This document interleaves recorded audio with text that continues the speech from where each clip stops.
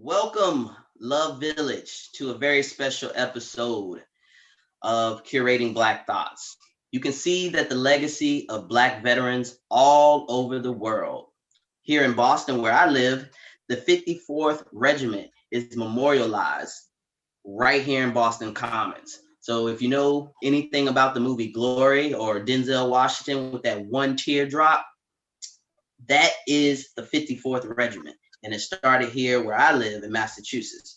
But as I travel the world, especially in the United States, I don't really see, I've seen Buffalo Soldier memorials in different places in the country, but here in America, I have yet to see another uh, memorial for African American veterans, a statue for African Americans, or just somewhere to go for Black veteran history. And we know veterans and active service members are Black. Shit, the first person who took a bullet for this country was a Black man by the name of Crispus Attucks. Crispus Attucks. I'm sorry, I got to get that name right. And we don't even have a memorial for him. He's buried here in Boston, Massachusetts, but there's a small plaque in Cambridge, Massachusetts, where he took that bullet. So I wanted to keep these stories alive because we need to keep these stories alive. I think people who serve this country, especially those who serve while facing discrimination, injustice, and all types of forms of discrimination right here at home, I think they need their just due. So in today's world, racism doesn't exist in the military. Homophobia doesn't exist in the military. So they say.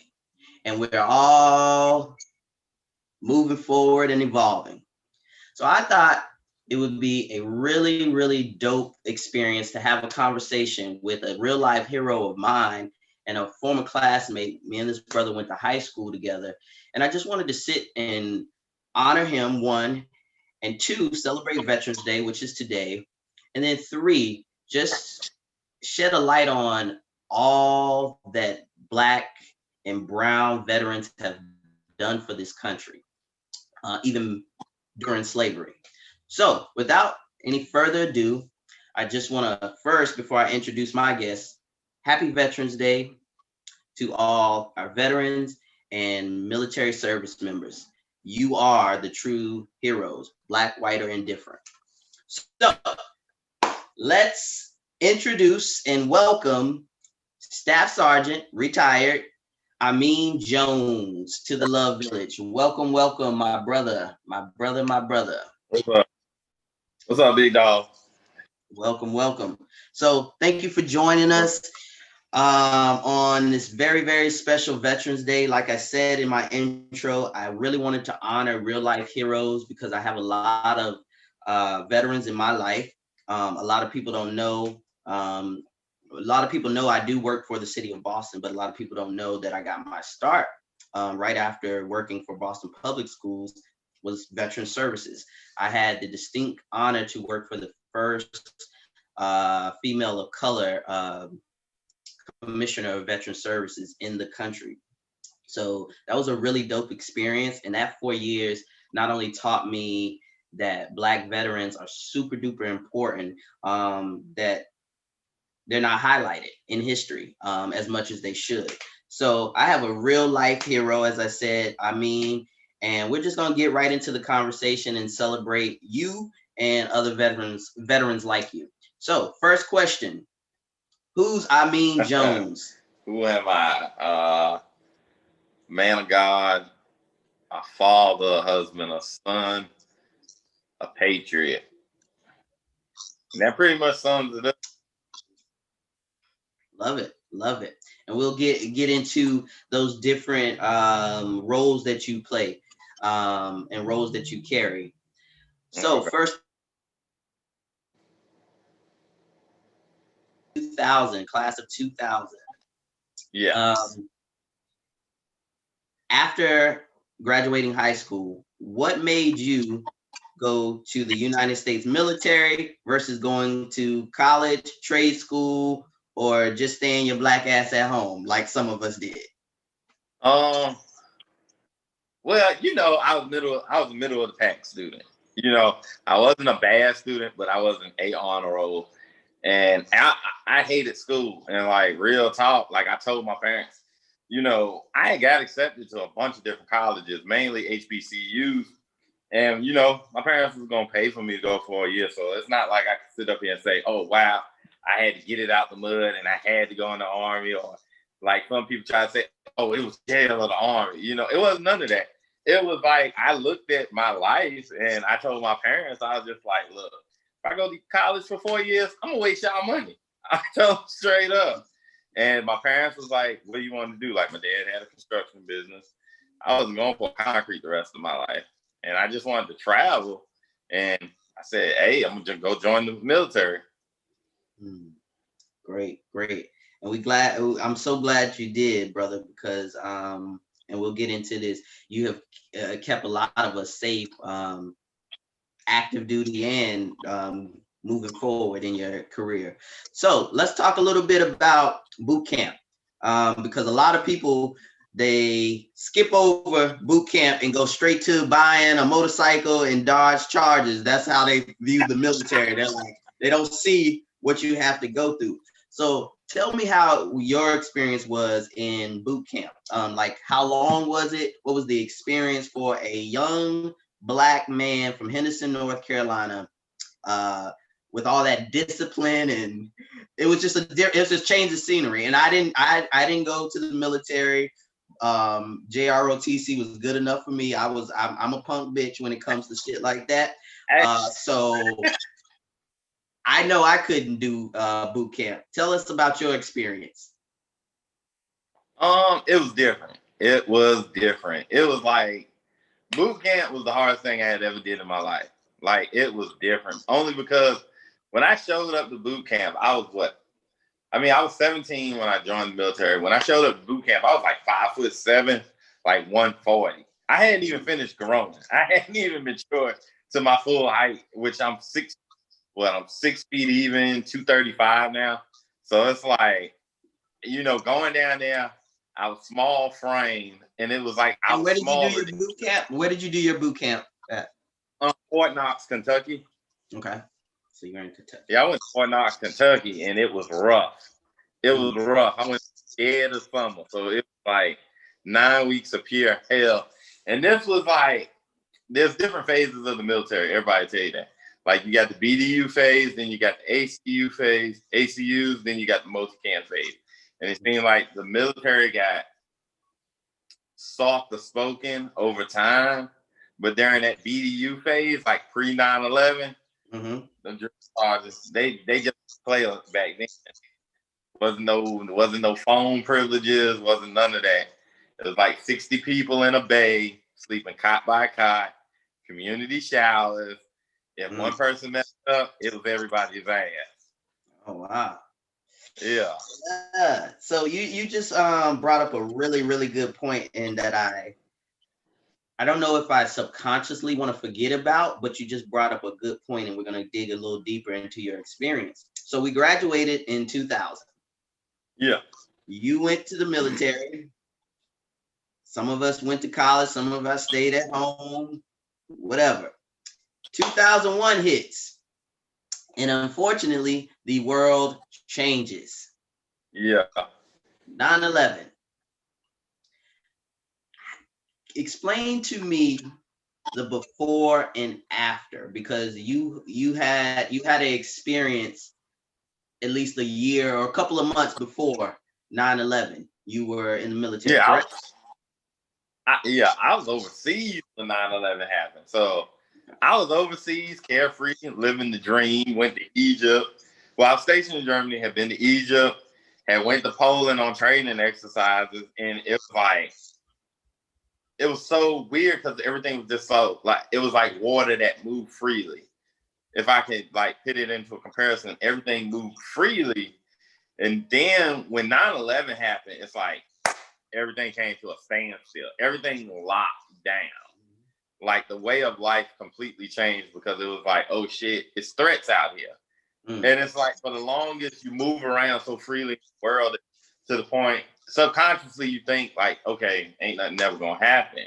Mm-hmm. After 9/11 happened, that thought was the most furthest in your mind at this point now, where it's like when you leave the house, you're like, okay, I wonder if I can go get on an airplane and make it back home safely. You know what I'm saying? So after Absolutely. like before 9/11, you knew threats was out there, but you weren't paying attention to them. After 9/11, everything was just high alert. You looked at everybody and everything as an objective or a way of, if something happens, can I overcome this person right here? You get what I'm saying? Mm-hmm. Oh, that's what my mindset was. So let me know how your emotions were, because over here in the United States, it was fear. Yeah. So honestly, at that moment, was it confusion, fear? At first I was confused, to the situation because, we're sitting there and okay, like people who watching this video now, probably people I'm gonna say younger than 34, 33, don't know what it was like to look at breaking news on a computer because you was only getting a couple of seconds at a time and it was not high definition, it was fuzzy. You couldn't make out what anything was. I was in college. I was in undergrad, and I didn't have a computer. It flashed up on the little box of. I call it. The people call it a TV, but it didn't look. It looked more like a microwave than a TV. But that's how I saw it. Yeah. So we're seeing this on the computer. So then we all run to the day room. We run to the day room, and you're confused. You're amongst just everybody, and confusion sets in. Anger starts setting in because most people don't know this. I'm from North Carolina, but I'm a New York native, born and raised half my life there before moving to North Carolina. So I naturally had certain feelings because I was like, yo, that's my home. You know what I'm saying? And then it was more of, as information would come out saying, no, like you looking and you're like, no, this is like intentional. Like you just don't, two planes ain't just gonna accidentally hit something. So then we're watching that, and then all of a sudden we got a call to lock down the base. That's when the second plane hit the Pentagon.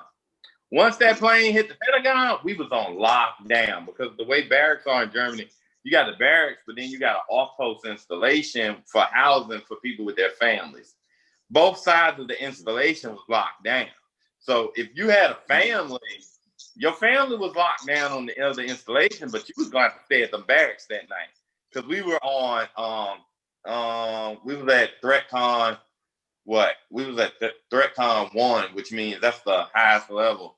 That means the post locks down, everything's restricted, everything closes, no movement whatsoever. So it's like just us, caveman style, back in the barracks, trying to figure out what's our next move.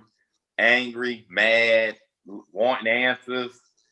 How was those conversations? Well, not to going into too much detail, but explain those conversations between you and your fellow soldiers. It was when 9/11 happened, I was a private. And okay, our thing in the military, a big thing in the military, and your dad can attest to this, is getting your combat patch. Okay, you wear a unit patch on your left side. You don't get your combat patch on the right until you deploy. And see, joining the military, you want that combat patch. I mean, I hate to say it, you join in a fighting force. That's what you're joining for, the fight. And combat patches at this time in the military was few and far and wide because everybody didn't go to Desert Storm. So or Desert Storm, and then pretty much everybody from the past wars, conflicts, Korea, Vietnam, World War II, some people had already retired out of the military. So the last remnants of combat patches were from Desert Storm, which was 10 years ago. And it was few and far wide. Pretty much everybody was slick sleeve. We call it slick sleeve when you ain't got one. So in our minds, we were like, yo, this is a chance for get back. We about to get everything we came in the military for. You know what I'm saying? And that's Right. how I was like, I want my combat patch. I was like, I want to see combat. I didn't sit in Kentucky in 130-degree heat or sleep in trenches in the middle of thunderstorms at nighttime not to see combat. You know what I'm saying? Get it. And we appreciate you. You're going to hear this a lot throughout the hour. We thank you for your service. So let's talk about now 9/11 has hit. You're activated. You're ready. You're ready to get your combat patch. You're deployed. Yeah. Well, we didn't leave. Well, we went to Ramstein Air Force Base. It was so weird. They deployed us down to Ramstein Air Force Base in Germany. We were doing humanitarian aid. Basically, we was dropping cold weather gear, and cold weather gear, wheat, and medical supplies. We were airdropping them to Special Forces and Rangers battalions down in the mountains of Afghanistan. We did that mission pretty much from October 2001 until January, till I left Germany, January 2003. Where it's this basically it's like a taxi service on with these flights. Fly over, unload, fly back. Fly over, unload, fly back. You're working 12 on, 12 off, 12 hours on, 12 hours off, or something. Depending on if you're on day shift or reverse cycle, whether you're on night or day. And that was like the first real, I'm gonna say the first real experience of okay, this is real. Like we're in combat, we're supporting elements of combat. And see, this is the weird part. You're doing all this supporting, but you're like, man, when I'm gonna get on the front line? When I'm gonna get on the front line? So it was one of them things. And it's so weird because 9/11 kicked off Afghanistan, but 9/11 subsequently kicked off the invasion to Iraq too, which took place in March of 2003. So let's talk a little bit about as your career grows, you're deployed, you start to get closer to that front line.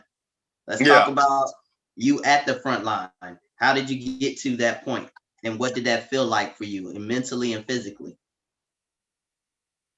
Mentally, I didn't realize that the moment I realized I was on the front line, I didn't even realize I was on the front line. Believe it or not. Like, and it's so weird to say now, just numerous combat deployments, combat engagements, and so forth. You never save that day. Like, you're so looking forward to it, but you never save that day in your head. That day, you just save experiences and so forth. But the first real experience of to me when shit got real was in 2003. I'll never forget. It was the middle of the night. Me and one of my best friends, we were everything is buddy team downrange. Everything's buddy team. You never go nowhere by yourself. Even if you're on a secure compound, you don't go nowhere by yourself. So he was like, "Hey man, walk with me to the port, John. We gotta take a leak." I was like, "All right, cool." So we were on. I want to say we was at this camp called TA Thunder, right across the Iraq border. But the way the perimeter was set up in the L. Just to give you some context of how everything goes. It's set up in the L. We're on this side of the L. 101st Airborne is on the other side of the L. We got towers going all the way down both sides of the L, so forth. It's like 10 o'clock at night, right? So we just standing there, and like all of a sudden I start hearing like pop shots whizzing by my head, like, and then like a couple, like you're like, is that gunfire? You don't know it is because it's just numerous stuff going on. So you're like, man, am I really hearing this whizzing by my ear? And so my buddy come out the point, and he's like, man, they shooting at me. I'm like, well, get down. So needless to say, make a long story short, all hell broke loose that night. I think like this is a weird situation. 14,000 rounds of ammo got used that night. On the 101st side of our perimeter, a vehicle-borne IED car, something like that, had tried to run their perimeter gate. They started firing down on the car, but the way our perimeter was set up, as they're firing down at the car, their lines of fire are overfecting our side of the perimeter. So then we're thinking initially like, okay, feels like we can't see that. We're thinking it's like 1,000 Taliban fighters out there in the middle of the desert, like trying to overrun us. Because I mean, we're getting gunfire from everywhere, and me and my buddies laugh about this to this day. We was thinking it's like 10,000 soldiers at the gates, and I told them this is gonna be like Troy, like the story of Troy when they crossed the sea. Needless to say, we something happened to break in the fire, and we shot a couple of cluster flares up in the air. And your adrenaline pumping, you all revved up. We look over the berm and we don't see a damn person. And we like, what the hell? So we get on the radio, calling back and forth. Needless to say, they were shooting at us, we shooting at them.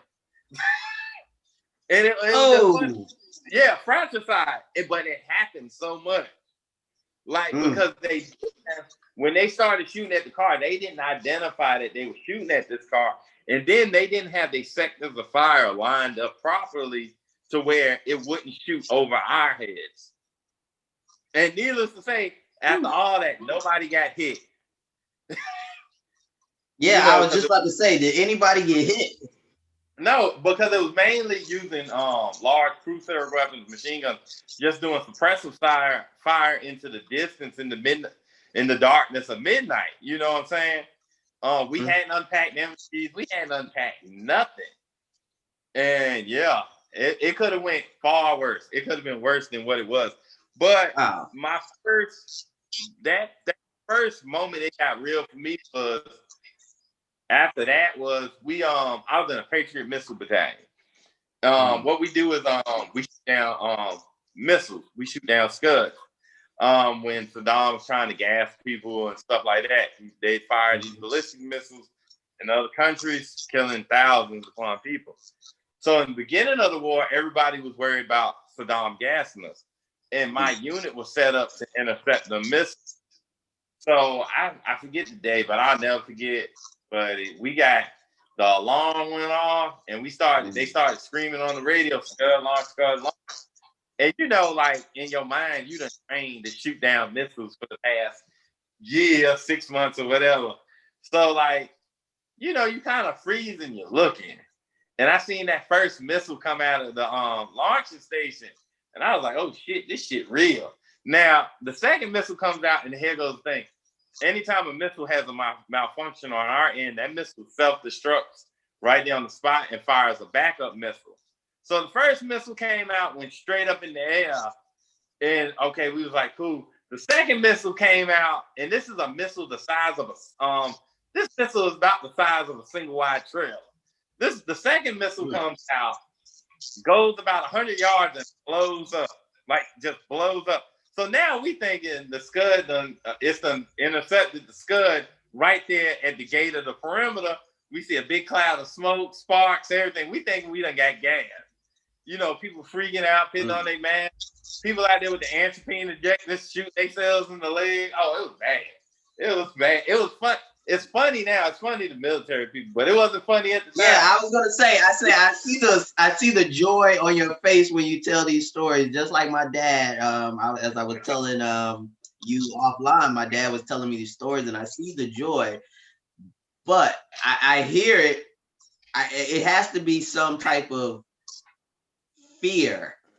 And I'm not saying you're like, you punk it out or anything like that. Like, but what was your mind? Where was your mind at? Like when you you're seeing stuff blow up, you seeing bullets fly. I was scared shitless. I'm talking about, buddy, when the missile blew up, you probably could have heard a mouse piss on cotton. It was so quiet. I mean, we were shook. It was almost like that hypochondriac's illness starts setting in on you, because you done heard about all the ways the gas affects your body. So then you start like the slightest thing. You like, ooh, I think I got that gas. You Oh know, like, man, oh, my it's body. almost like COVID, You man. It's just start, almost like COVID. You yeah. start You coughing, start you like, I mentally got freaking COVID. out. Yeah, Yeah. basically. So So like, you what just did start, you do? huh? But what did you do to keep yourself grounded? What did you do to keep yourself grounded in that Well, time? I know you I was say you're on. a man of God. Was religion something that you leaned on, or was it your friends? Me and my friends leaned on each other. We had a pact, like no matter what, because like, okay, my friends, no, everybody knows around me. I'm airborne. I'm aerosol. I've been to airborne school, aerosol school. I hate flying. I don't mind jumping out of a plane. I don't mind sliding down a rope out Mm. of a helicopter, but I hate flying. And I always found peace in the fact that on these long 23-hour flights going overseas, me and my friends had a pact of, well, at least if the plane go down, everybody used to tell me, at least if the plane go down, we go down together. And I don't know why. It would bring me, it eases my thoughts. So in that situation, in my mind, I'm thinking like, if this is it, because I didn't have a family, I didn't have kids, I didn't have nothing up until this time. It was just me. You know what I'm saying? I had my mom and my dad, but I wasn't married. I didn't have children or nothing.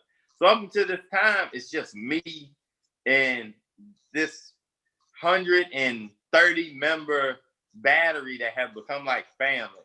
And I'm like, if it's my time, at least I'm going amongst friends. And it brings calmness to you. Because it's like, if I'm going to go out, I'm going to go out with my brothers and sisters. So it makes it work. Yeah. Tell me about the and we'll talk a little bit more about your experience before we shift gears into what's the after military life. But explain to me your worst moment in the military.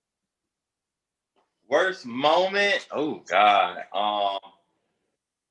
Worst moment would be 20 March 2007. 20 March 2007. And 20 March 2007 was the worst day of my life. And my life should have ended that day. And it's almost weird because everything that happened that day was out of the norm for me. Like, I don't know, like everything that day moved completely backwards. It was the complete opposite of how my normal day would be. Tell us a little bit about it if you can. Okay, 20 March 2007, basically, my morning started off typical, but the way it started off just was bad, okay? It was about 6 o'clock that morning, sometime between 6 and 8. It's still fuzzy for me. Sometime between 6 and 8, I got woken up in my cot. We stayed on joint security sites in Iraq. This happened in Baghdad, Iraq. We was at a joint security site, basically a little compound with maybe 100 people on it, working within the city limits of Baghdad. We weren't on a big compound where it's like 10,000 soldiers. We were in these small little camps amongst ourselves in the city, self-sufficient. So around sometime between, I'm gonna say 7 and 8, I get woke up.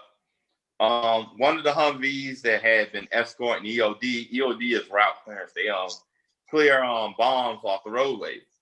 They had got hit by an IED that morning, and they were like, "Sergeant Jay, I drive a recovery vehicle. I'm a 91 Alpha. I was a 91 Alpha. I was an M1 mechanic while I was in tank mechanic. But I do rescue and recovery. As I was Hotel 8, rescue and recovery, meaning anytime something happens, vehicle gets blown up, disabled in combat, me and another guy are the guys who go in to help with a small infantry team. We retrieve the people from the blown up vehicle. We retrieve all the items out of the vehicle, and we retrieve that vehicle. So a unit had got hit. We get called out there, and it was so crazy. All right, so let me speed it up. We pull up to the vehicle. All right, it's already 2 KIAs in the vehicle. The gunner's got a shattered leg. They got the area secure when I get there. So, I back in, they just like, Sergeant Jones, how you want to go about this? I'm looking at the area. So first we get the first body out of the vehicle, zip them up, put them in the body bag, get them in the back of the med truck. So the second body, I'll never forget the second body in the vehicle. We couldn't get the body out because, and I hate to sound so graphic, but I want to paint a picture of what war is really like. Like people think it's so dramatic and people just get shot and they're just like, it's not like No, that. be as graphic as you possibly can. And I want people to understand that this is why I call you a real life hero. And I refuse to let anyone disrespect you on social media or real life. Be as graphic as you possibly can. They need to know this, especially these young shooters in Henderson. They need to hear this. Yeah, so we go to get the Sergeant Cornell's body out of the vehicle. And every time we grab the top of the torso started separating from the bottom of the torso.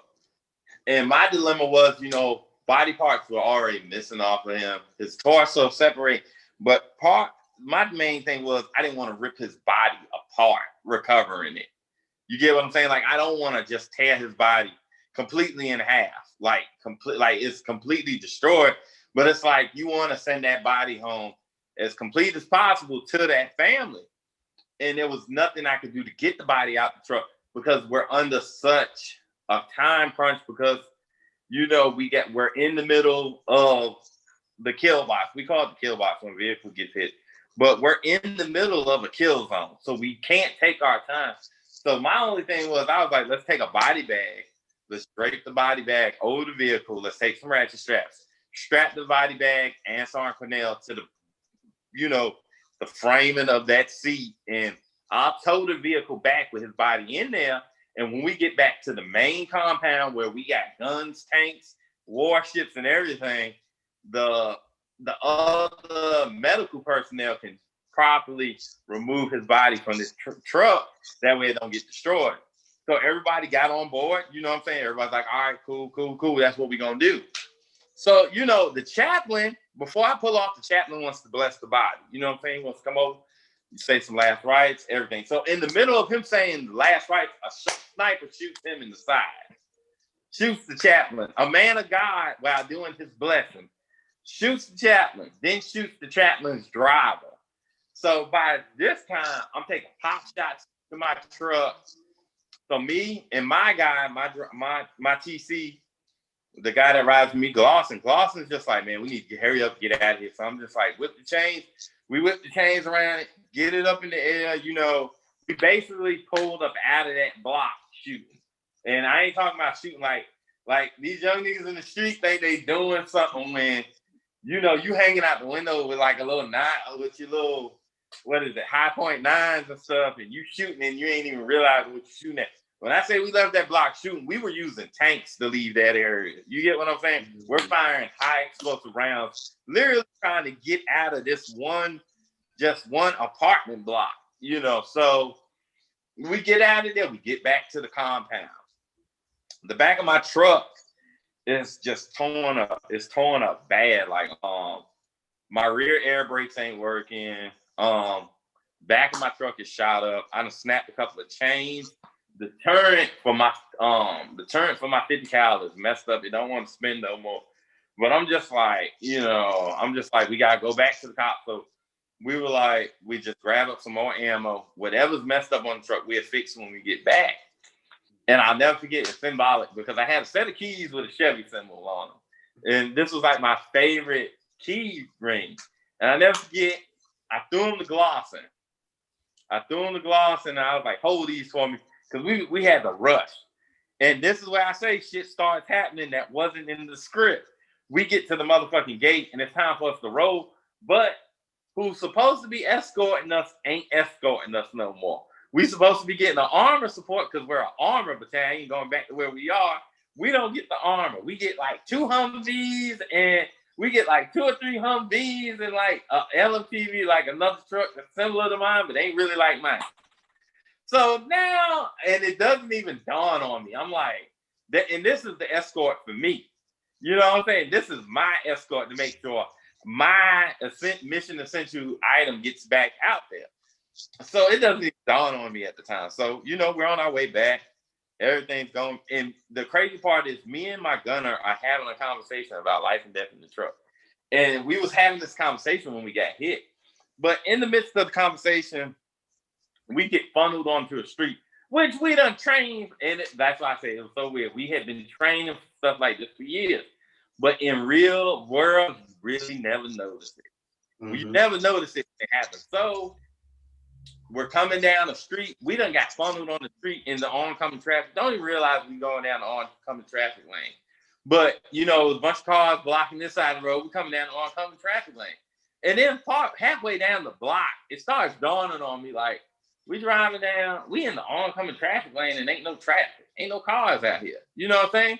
This road is completely empty. And I never forget, me and Glosson, we sitting in the truck.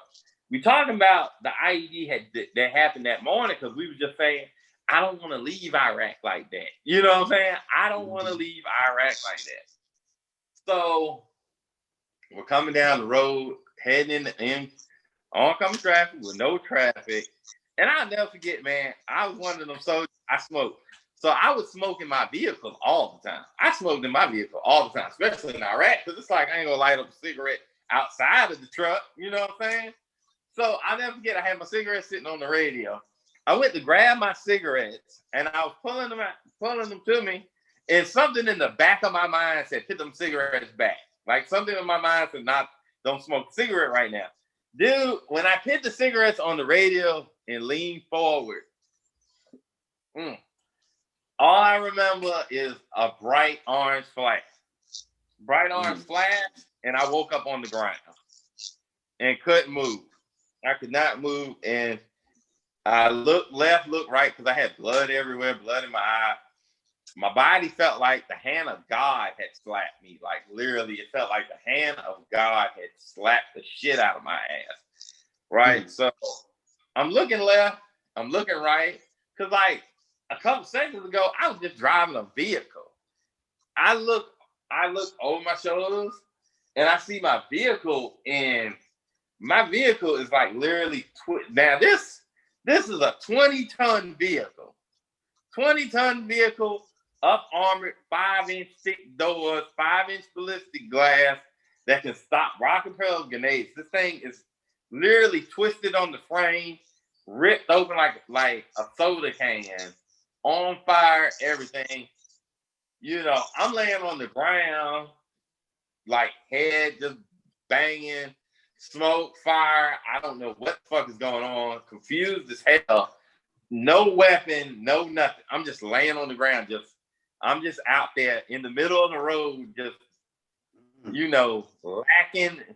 When I say the word lacking is an understatement to how I was in the middle of that road.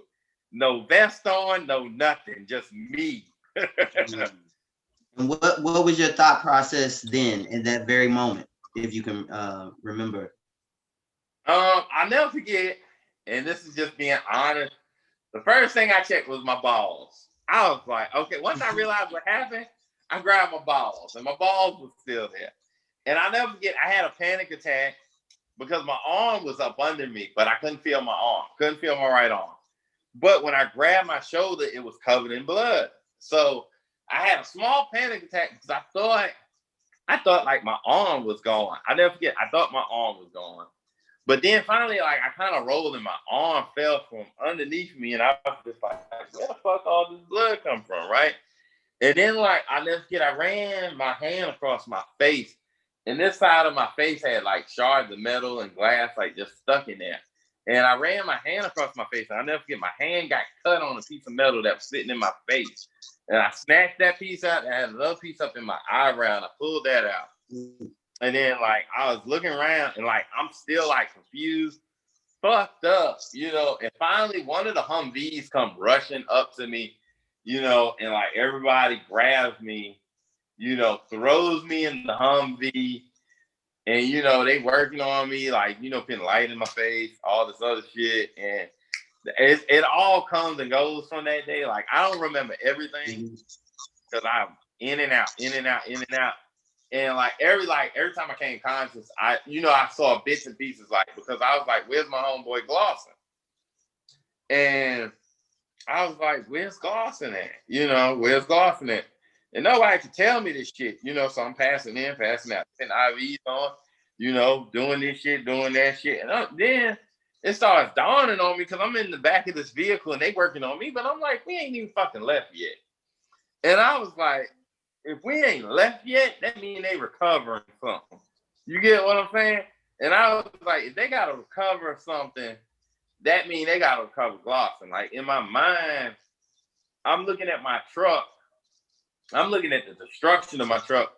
And he was on the blast side of the truck. So I'm thinking in my mind, like, if the blast was strong enough to blow me through an up-armored door, then I knew he was pretty much KIA'd on the spot.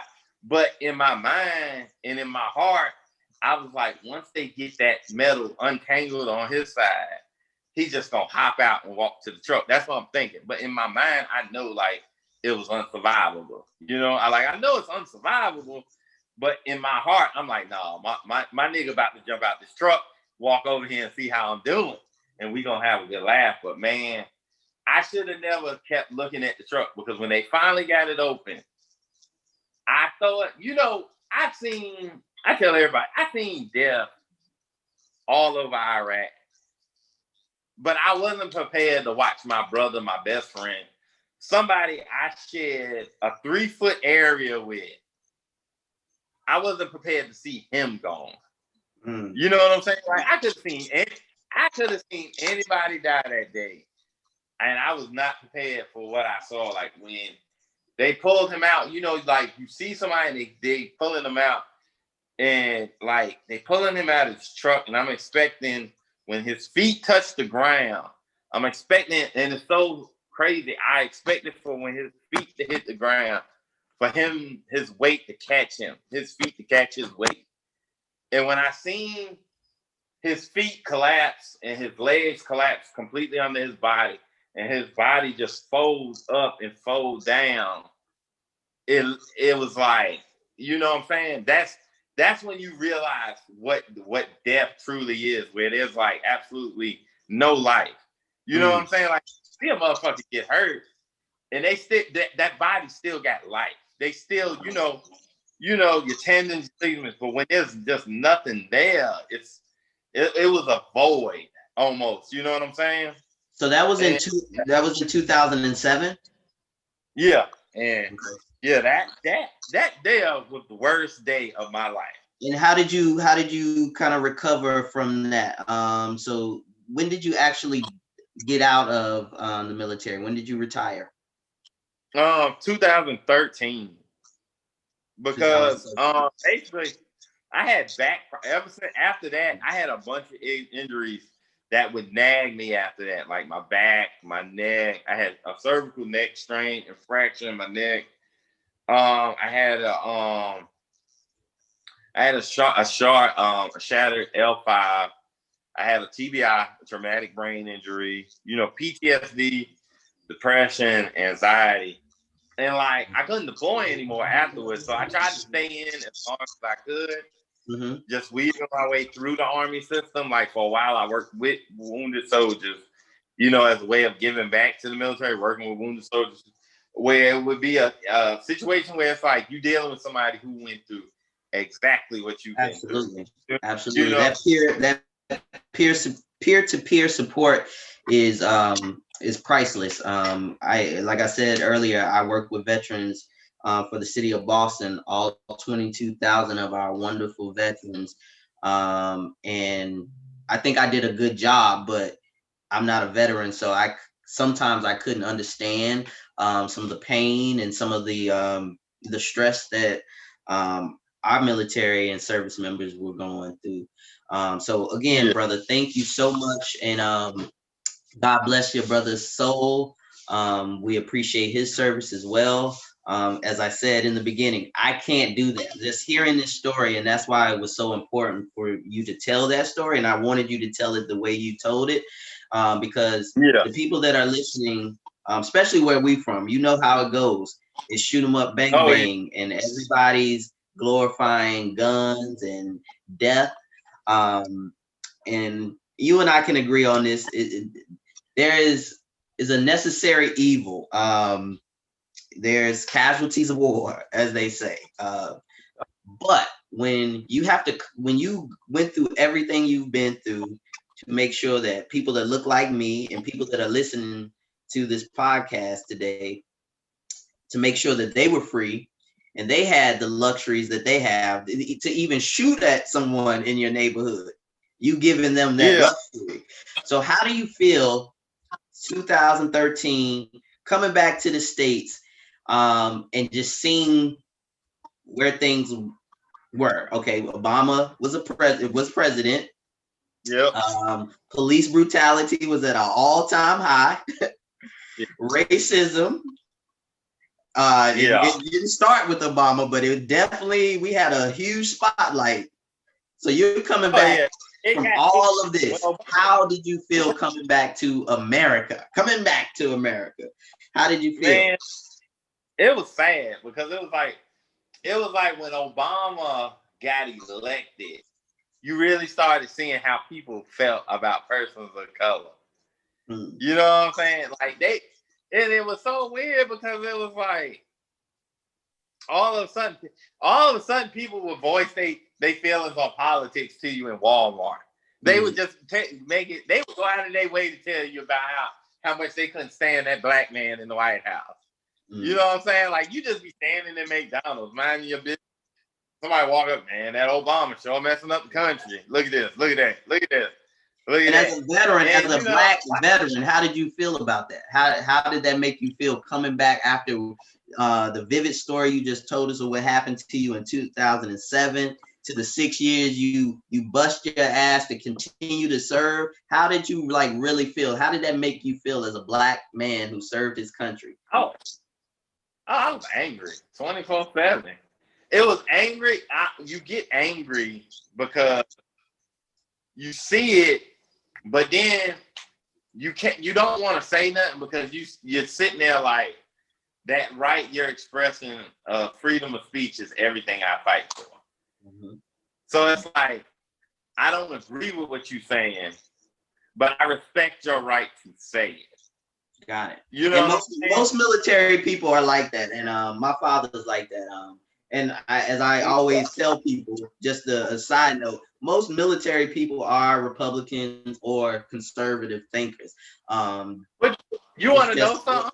This is a military thing. Yes, sir. You want to know something, Q? And I'm gonna be honest with you. Please. I never understood the multi different parties that we have sitting in Washington, because I tell people all the time, I'm conservative about stuff, I'm liberal about stuff. Some days when it comes to certain issues, I'm a capitalist. Some issues I believe some issues I believe in socialism. As far as like countries dealing with other countries and so forth, I'm very social on stuff like that. And like, okay, for instance, gun laws. I'm conservative on gun laws only because I'm a gun owner. I love my gun rights. But when it comes to and me and you done had this conversation, when it comes to equal rights for the LGBTQ community and same-sex marriage or transgender or women's abortion rights or women's rights from jobs just to be able to get healthcare after having a baby and so forth, and Me Too movements, I'm liberal. And I tell people all the time, if you're a functioning human being, you can't just be one way on everything. You just can't be. Amen. I'm so glad you said that. That's 100% correct. No way. Yeah, there's no way. Like to me, like serving in the military, people don't want to admit it. There's a lot of gay people who serve in the military. I was going to get to that, but I'm glad you brought that up. How is the LGBT community, from your lens, in the military? Is it better after Don't Ask, Don't Tell, or is it worse? Is it unspoken? Because my dad told me, and when I first came out, he was one of my biggest supporters. He said, "Can you shoot?" And I didn't know what that meant. I'm like, I guess I can shoot. And he was like, "Does your tool still work down there, boy?" And I said, "Yes, sir." And he was like, "That's all I need to know." And Yeah. And that's all he ever said to me about me being gay, and life went on. So, Yeah. what was your experience? There's a difference between how, I'll say this much. There's a difference between how gay females and gay males are treated in the military. Only because, and I'm not gonna lie, I'm not gonna lie, a gay female in a unit, don't nobody care. It's like, oh, okay, whatever. You know what I'm saying? Like, cool, she wanted to do. She'll go out here to the club, drink with us, might whoop somebody's ass. Shit, she getting 300s on the PT cut test, stuff like that. But when it's a guy, it's frowned down upon. Like most people, I'm gonna keep it high with you. Like most dudes ain't gonna say it, but it is frowned down upon because other males shy away from even treating that guy with respect.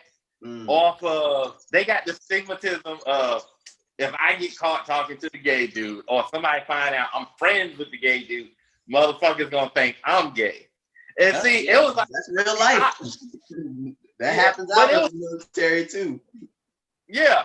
So it was like, and then half of them be on the down low anyway. Them dudes that be saying this shit. Like me, I'm a heterosexual man. I love women. But if you're gay, I don't give a shit. We can still drink and party and all this other shit. And then it's like, if somebody call me out and try to pit me in that light, I'm going to tell them straight up what it is and what it ain't. And then if they want to press the issue, we could just go ahead and shoot the fair one. But it's like, and that's fair enough. That's how life should be. Yeah, that's how life should be. But we're not in a perfect world, AJ, and you know that. It's like, my only question is, are you a man of morals?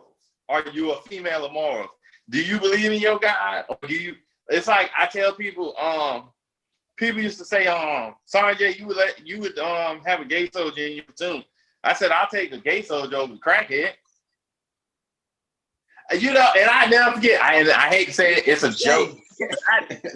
I told him one day. I told him one day. I said, I'm not gay by no means. But if I got a gay soldier in my unit who just think I'm the finest thing in the world, I'd rather have him in combat than the fucking cokehead, the dude that's sniffing lines. Because I can't count on him if I get shot. But the dude that's in love with me, he gonna run the same way. And so I think that's what my dad meant by "can I shoot?" Yeah. And it's just like, you got a lot of guys who are sexist in the military. Man, it's so much in the military. People try to not say it's no racism shit. You got the good old boys club in that motherfucker. Yeah. But you get passed up on promotions because of your color. All type of shit. There's racism in the military. There's sexism in the military. It's all type of stuff. You got everybody's clicked up in the military. You got clicks. Please believe you got clicks in the military. I think that's with any institution or any organization. You're definitely gonna have cliques and side people doing other things. AJ, man, I really appreciate you. Hey, I encourage people to do whatever's gonna work out for them. As I say to my young people that I mentor, it's college ain't for everybody. Staying at home with mama ain't for everybody. Sometimes the military is a good choice because for most Black men where we're from, it taught discipline, structure, and it gave you out of those four walls in Henderson or Kittrell, North Carolina. What's next for Amin Jones, Staff Sergeant, retired Amin Jones? What are you doing? What are you working on now? And how can we better support you? Because we definitely want to make sure that your self-care is there. Because like you said, in 2007, September, that was the worst day of your life. We all have something that is traumatic, especially when you're Black and from Henderson, North Carolina. But what I really want to know is how can we support you? Are you talking to someone? What is your self-care? And how can we make sure that you stay on top of it? Believe it or not, LaToya Magby from our class, you know, she's got a psychology degree. Shout out to LaToya Magby. So I've been reaching out to her for some of my mental health stuff. Great. Like real talk. And it's so crazy that I be reaching out to her. I talked to her I talk to Tierra Lewis from our class like all the time. That's like my older sister, literally. Shout out to Tierra Lewis. Yeah. So it's a couple I like in constant contact with. Okay. But other than that, my family, my kids. I'm down here in Florida. I still moonlight intel. I do a little intel here and there for the government, but I can't go. And we appreciate you. Yeah, no, you can't go into detail. You can't give up the sauce. But we appreciate you. We know you're still working. You're not active duty, but you are working and continuing to keep us safe. I appreciate you, brother. I appreciate you for taking this time on Veterans Day. Yeah. And again, I salute you. Thank you for your service. Any last words you want to say to our audience? Any message? Because I've received a lot. I thought I knew a lot about veterans, just working for veteran services here in the city of Boston for the last 4 or 5 years. But you painted a picture. And what I really want, especially for our young Black males to take away on this 2020 Veterans Day, is because what's in the news right now, my nephew and a lot of other young people are talking about this King Von dude. And I know you're a fan of him. I saw your Facebook post. I know you're a fan of him. I don't know the guy. I'm not familiar with the work. But what I do want to explain to the audience and to the viewers, if you look that case up, the King Von case, you'll see there was an all-out shootout right in Atlanta. And I don't want our young men to be out here in these streets shooting each other up. Shoot a fair one like we used to do in the 90s. Like fight it out or take the dude's girl or something. Like you get to live to tell the story. But when you hear a veteran, a Black veteran, and all that he has gone through, I want y'all, and I know it ain't gonna change overnight because gang banging it just started yesterday, and shooting up neighborhoods just ain't started yesterday. But I really want you to listen to this brother, Amin Jones, and if you can't trade places with him, if you can't go out there and shoot him up, bang bang, and defend the country for like freedom, the freedoms that you have, put the guns down. Like. My thing is this. Violence is necessary, but not in this manner. Go ahead, AJ. Say what you're about to say. My thing is this. If I could tell the youth anything, you dying over shit you don't even own. You dying over a block you don't own. And it's kind of crazy. Like, to me, that shit don't get you no stripes. Like, real talk in my eyes, I don't get you no stripes, especially not with me. I think that shit lame. Riding. And and I'm gonna say it now, like that whole riding around, shooting up people mama houses, baby mama houses. I'm gonna just say it, man. Niggas is cowards. Yeah. Ain't nothing manly about shooting up somebody's baby mama house. Yeah. I don't think anything is manly or macho about shooting up innocent people. Like if you got some real beef with someone, y'all go out in a field and y'all both have guns. Do it like the old West. Take 10 steps and then turn around and shoot. That way, that's something. That's why they don't. That man look. I'm gonna tell you. You know how the Republicans kept saying Joe Biden was gonna take away guns. If he was to take away guns, I'd be happy because it'd be a whole bunch of niggas out there pulling hell. Yeah. Because I don't know, man. I just take pride in my hands. I always took pride in them. And I'm not no bully or no dude go to the club, knock out 20 people like I'm Mike Tyson now. But I take pride in it. And that's what I was saying earlier. I'm when it comes to like the shooting stuff, I'll be honest, I'm pumped on that.